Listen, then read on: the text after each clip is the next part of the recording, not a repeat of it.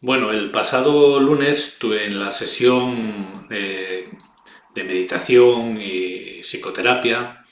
eh, Habíamos hablado y habíamos visto un esquema que previamente os había enviado y que también estuvimos viendo online acerca de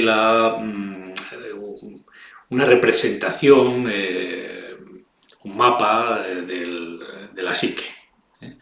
Y habíamos estado comentando acerca del sí mismo, de la mente inconsciente, de la mente consciente, de los condicionamientos, de las circunstancias externas, de las circunstancias internas, etcétera. Y bueno, con la mala fortuna de que no se pudo grabar adecuadamente, falló el audio. eh, Hemos quedado, os había ofrecido la posibilidad de hacer un vídeo con una síntesis de lo que quise transmitir en esa jornada del pasado lunes. Así que aquí estoy con ello y vamos a tratar de eh, revisar, de volver a ver esta cuestión que tratamos el lunes. Lo primero es tener claro que el mapa no es el territorio, que la palabra no es la cosa y que por lo tanto lo que estamos es mm, haciendo una aproximación eh, conceptual sobre algo que debe ser aprehendido, debe ser experienciado o vivenciado de manera directa, de manera inmediata, es decir, sin la mediación que ejerce en este caso el lenguaje, las palabras, los conceptos, las ideas, las teorías, los enfoques, etcétera, ¿no?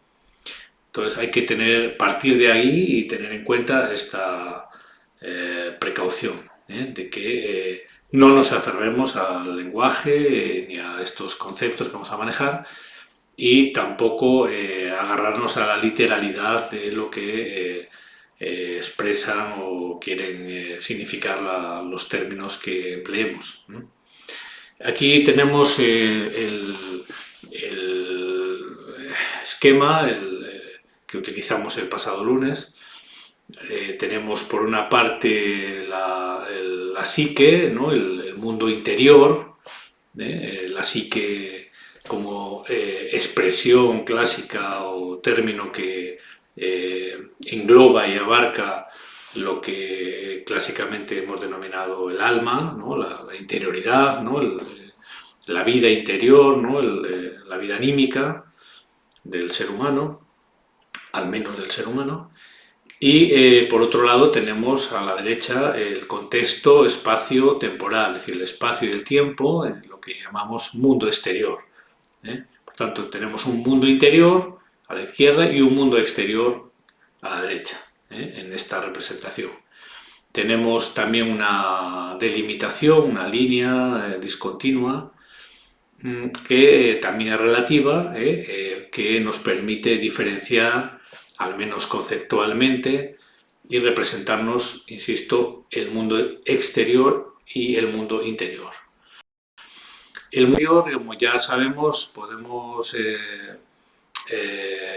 señalar que existe una mente o hay un procesamiento, un proceso psicoemocional que denominamos coloquialmente y también profesionalmente mente consciente, ¿no? La mente consciente o la parte consciente de la mente, ¿no? De ese proceso. Esta conciencia o esta capacidad para darnos cuenta, ¿no? Para conocer, que es lo que significa etimológicamente la palabra conciencia, viene de conocimiento, de alguna manera está relacionada con lo que también en el ámbito de la psicología tradicionalmente se ha venido denominando el yo. El yo es un complejo, una instancia, también una representación, ¿no? Un constructo hipotético al que se le atribuye principio de realidad, el principio de realidad. Se le atribuye esto precisamente porque es un complejo que tiene esta capacidad para ser consciente, para aprender, para tomar nota para manejarse a través de la memoria, para razonar, ¿no? Tiene acceso, digamos, a las funciones del neocórtex, ¿no? Las funciones superiores, ¿no? de la corteza cerebral, ¿no? Que es el neocórtex es, digamos, en la evolución del cerebro humano, pues lo más reciente, ¿no? Lo que nos permite el habla, ¿no? El lenguaje, ¿no? El razonamiento, etcétera, etcétera, ¿no? Y una serie de habilidades que son específicamente características de los seres humanos. Eh, este yo o este complejo podríamos decir que es el centro o el eje de la vida consciente, de la vida vigil, ¿no? Cuando digo consciente, aquí hay que darle digamos, estamos hablando de una conciencia básica, ¿no? De una capacidad, de un potencial de conciencia. Luego, la calidad de esa conciencia, la cabalidad de la misma, pues ya en cada individuo pues puede ser diferente, ¿no? O es diferente, de hecho, como sabemos y como vemos, ¿no? Es decir, incluso en el mismo sujeto puede haber una fluctuación en cuanto a la calidad, la profundidad, la amplitud de esa conciencia y, en todo caso, todo esto está relacionado también con el estado psicofísico, el estado corporal, los humores, el funcionamiento correcto y adecuado, sano, equilibrado del sistema nervioso central, etcétera, etcétera, ¿no? Bueno, entonces, en todo caso, la mente consciente tendría que ver con el yo, con este centro, que de alguna manera tiene que ver con la subjetividad, ¿no? Con el sentimiento de ser un sujeto que está pensando, ¿no? Se dice en el ámbito del Zen, etcétera, que el propio proceso que llamamos mente, el propio proceso de pensar, crea, ¿no? O suscita este sentimiento de subjetividad, ¿no? Crea al sujeto, ¿no? El yo es un producto del propio pensamiento. Donde no hay pensamiento, no hay este sentimiento de yo, o al menos no lo hay en los términos en los que se da cuando hay pensamiento, ideación, deseo, imágenes, conceptos. Bueno, y luego tenemos un mundo desconocido, indelimitable, que es la mente inconsciente, digamos el psiquismo inconsciente. Aquí lo tenemos, mente inconsciente. Es indelimitable precisamente porque es inconsciente. Como no tenemos conciencia de ello, no podemos verlo, ¿no? O analizarlo directamente, ¿no? No conocemos cuáles son sus fronteras, sus límites. Y como el propio Jung dice, no sabemos hasta dónde abarca la psique humana. Por lo tanto, es un ámbito indelimitable, es un ámbito que se conoce más por sus efectos que por el acceso inmediato a ese ámbito, a ese territorio, ¿no? Ya sabemos que los sueños, ¿no? La génesis de los sueños, de la tipología de los mismos, los contenidos oníricos, etcétera, también dan muestra o dan precisamente cuenta de este mundo de esta mente que opera desde la inconsciencia. La mente inconsciente no solamente tendría que ver con la inconsciencia propiamente dicha, ¿no? O con la instintividad, etcétera, etcétera, ¿no? Sino también y con contenidos inconscientes o que no han alcanzado el umbral de la consciencia, sino que también podría estar relacionado o podemos relacionar con lo que algunos autores denominan una superconsciencia, digamos, o una supraconsciencia, ¿no? Una consciencia que estaría por encima del potencial o del alcance o de la capacidad de autoverse, ¿no? O de autoconocerse de la consciencia vigil ordinaria. Por lo tanto, la mente inconsciente significa muchas cosas, ¿no? No solamente una única cuestión, ¿no? Bueno, hablábamos de circunstancias interiores y condicionamientos y de circunstancias exteriores y de condicionamientos contextuales, ¿no? Aquí lo habíamos representado a través de unas figuras geométricas variadas, como si fuera una caja de galletas variadas. Bueno, triángulos, una estrella, cuadrados, círculos, etc. Con la idea de significar simbólicamente circunstancias diversas o diferentes que tienen que ver con la interioridad, ¿no? Estas circunstancias, pues evidentemente, tienen que ver con vivencias, con estados de ánimo, con la presencia o la actividad de determinado tipo de emociones, sentimientos, etcétera, etcétera, y los condicionamientos que estarían en relación con el historial de vivencias, de experiencias, de circunstancias por las que ha atravesado un individuo y la huella que han dejado, ¿no? el modelamiento, ¿no? Cómo ese historial de vivencias ha transformado o ha modelado,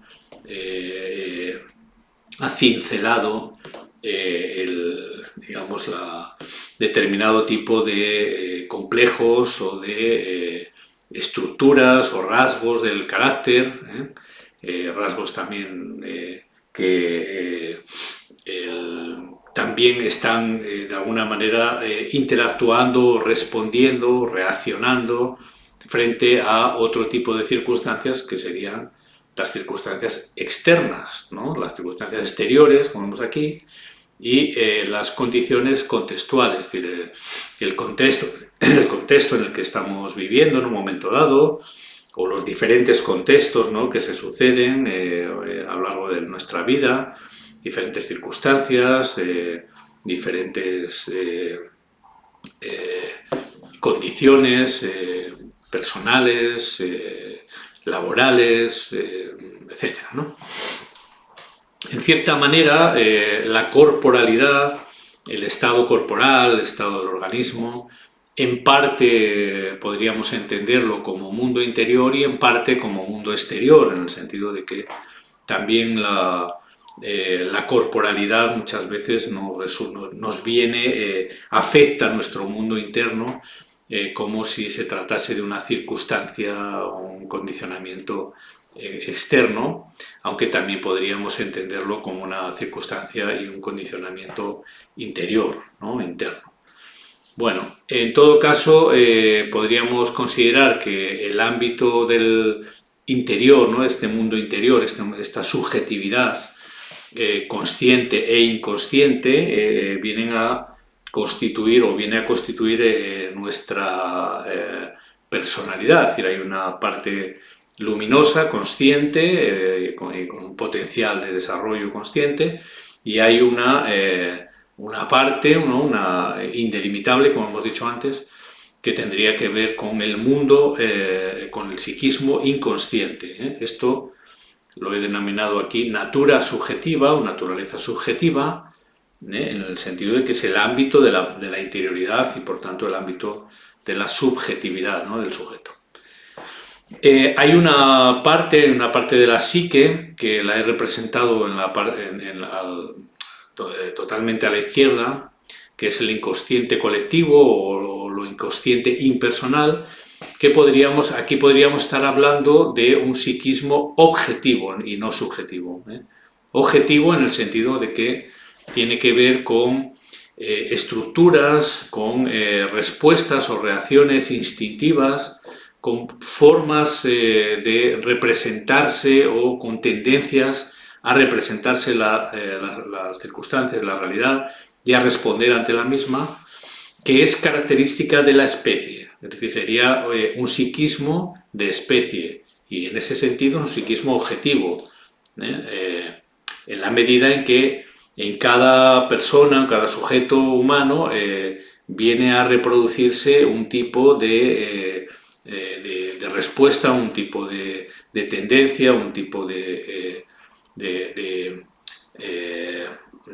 configuración, ¿no?, a la hora de experimentar las cosas, que, bueno, que es similar a sí mismo en todas las mentes, ¿no?, en todas las personas. Por lo tanto, estaríamos hablando de un inconsciente objetivo, ¿no?, o de una psique objetiva. Y aquí Jung, en la cosmovisión junguiana, ¿no?, en la formulación de la psicología analítica, se habla de arquetipos. Arquetipos son los contenidos de ese inconsciente objetivo, ese inconsciente colectivo, y se refiere, el propio término de arquetipos ya indica que son contenidos o que son elementos arcaicos, es decir, antiguos y típicos, es decir, que tienen una tipicidad que se asemeja a sí misma en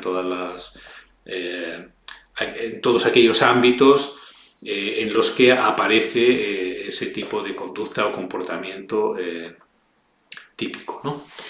Bueno, y por lo tanto el mundo exterior, el contexto espacio-temporal, pues podemos, por contraste con este mundo interior subjetivo, lo podemos también considerar una naturaleza objetiva, una natura objetiva. Podríamos decir también en cierta medida que hay una natura objetiva ahí fuera y hay una natura objetiva dentro. Esa natura objetiva dentro sería el ámbito de lo inconsciente colectivo, lo inconsciente impersonal, y la natura objetiva externa sería, digamos, el mundo, el espacio, el tiempo, digamos, la circunstancia externa, el entorno social, ambiente social, etc., ¿no? Y en el centro, en el medio de todo esto, ¿no?, de este mundo objetivo interno o de este inconsciente colectivo y de este mundo, esta naturaleza también desconocida y amplia, ¿no?, que en gran medida es enigmática o misteriosa o que todavía digamos, nos suscita muchas preguntas, estaría la psique personal, ¿no?, el mundo interior del sujeto, la subjetividad, el ámbito de la interioridad del sujeto, etc., ¿no? La totalidad del sujeto, la totalidad de la persona, de la personalidad, ¿no?, tanto en el ámbito consciente como en el ámbito inconsciente, esa totalidad es lo que denominamos a menudo con el término del significante sí mismo. Sí mismo. Sí mismo también es una expresión de objetividad, en el sentido de que es una totalidad que, digamos, tiene un modo de una serie de tendencias, una tipología de funcionamiento que también es característica y también tiene en gran parte una condición objetiva, ¿no?, en el sentido de que en todos los individuos esto tiende a operar, a funcionar de determinadas maneras, aunque luego los matices y las singularidades ya forman parte de la estricta individualidad, ¿no? de lo característico de ese sujeto o de ese individuo en particular. Por eso también Jung habla de que el individuo es un recorte digamos, del ser humano colectivo, ¿no? Digamos, de la tipología humana general. Entonces, cada individuo es un recorte de esa tipología y presenta sus singularidades, ¿no? Esto, digamos, la realización, ¿no? La ampliación, ¿no? La toma de conciencia, la toma de perspectiva, ¿no? La realización, ¿no? de este sí mismo es también lo que Jung denomina individuación, que podemos también considerarla como, en términos clásicos, como autorrealización, mismación, que es decir, como aquel desarrollo psíquico, psicológico o espiritual que consiste en la plena conciencia de quién soy, es decir, de aquello que me abarca, que me contiene, etcétera, ¿no? Y en este sentido, el sí mismo pasa de ser una dinámica, ¿no? y un arquetipo inconsciente a tomar conciencia de sí mismo, a través del yo y a través de la experiencia. Y en este sentido, la práctica meditativa, especialmente la práctica meditativa que estamos manejando, que es un tipo de meditación intuitiva o transobjetiva, como la que se ha enseñado en el Zen, ¿no? Entre otras tradiciones, tiene esta virtualidad, es decir, la de permitir que la consciencia, la mente consciente, se pare, se detenga, se desconecte de los estímulos externos, de las circunstancias exteriores, por un tiempo, por el tiempo que dura la quietud meditativa, el silencio meditativo, digamos, y también adopte una posición neutra o, entre comillas, indiferente respecto a los condicionamientos, a las circunstancias, a los estímulos internos, ¿no? que estarían representados por estas figuras geométricas oscuras. Estos serían, digamos, si nosotros ya estamos frente a la pared o en un sitio tranquilo donde no estamos sujetos a estímulos, ¿no? ni auditivos, ni visuales, etcétera, ¿no? Ni estamos en un ambiente tranquilo, sosegado, ¿no? Sin estimulación, pero interiormente la mente continúa presentando, el proceso mental continúa presentando ideas, imágenes que se asocian, se vinculan entre sí, producen nuevas, digamos, nuevos contenidos, ¿no? Memorias, etc. Y toda esta estimulación constante que tenemos, ¿no?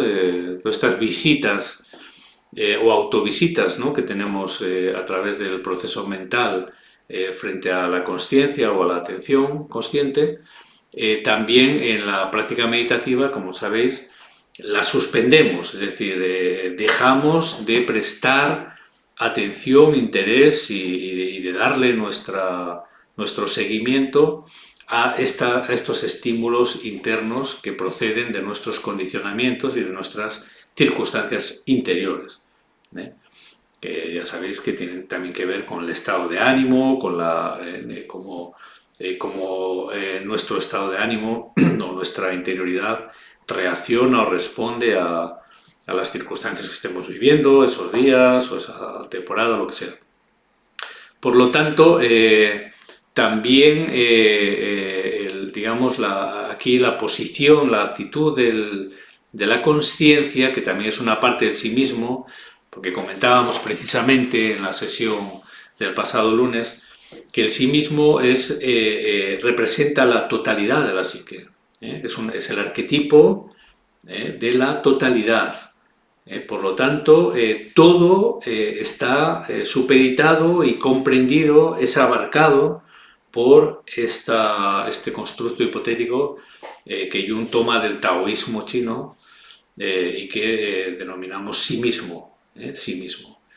Este sí mismo, el centro, ¿no? el eje, el núcleo, ¿no? de esa totalidad, ese centro, ese principio es lo más intenso, lo más eh, poderoso, podríamos decir, o lo más potente que tenemos en nuestra interioridad, en la psique, ¿no? Y se ha asociado, aparece en las tradiciones, en la cultura, en las diferentes civilizaciones, aparece representado siempre como algo trascendental, ¿no? Como algo superior, ¿no? Como algo relacionado con los dioses, o con Dios, el Hijo de Dios, el Hijo del Cielo, la mente de Buda, etcétera, etcétera, ¿no? Es decir, que es algo que trasciende, que está más allá del campo de acción y de las posibilidades del yo, que es mucho más fuerte, que es mucho más intenso, que es mucho más determinante que, digamos, que la personalidad yoica, ¿no? Que la personalidad consciente. De hecho, la propia personalidad consciente es un instrumento o una expresión, una parte de esa totalidad que denominamos sí mismo, que tiene el potencial para la consciencia y para llevar al yo a la autorrealización o a digamos, a un autoconocimiento que le permita alcanzar la completud, ¿no?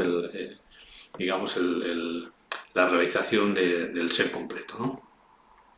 Bueno, por lo tanto, la práctica meditativa lo que nos ayuda es a un fenómeno también que tiene que ver con el proceso individuativo, con la autorrealización, que es un desplazamiento natural del centro de gravedad, podemos decir, del eje de la personalidad, ¿no? Desde la conciencia del yo, donde normalmente estamos centrados, ¿no? Digamos el egocentrismo, hacia un eje o un centramiento basado en el sí mismo, digamos basado en el espíritu, podríamos decir así, o en la conciencia profunda, ¿no? En la persona profunda. Por lo tanto, habría un desplazamiento del centro de gravedad desde el yo hacia el sí mismo, con lo cual este nuevo centro, digamos, estaría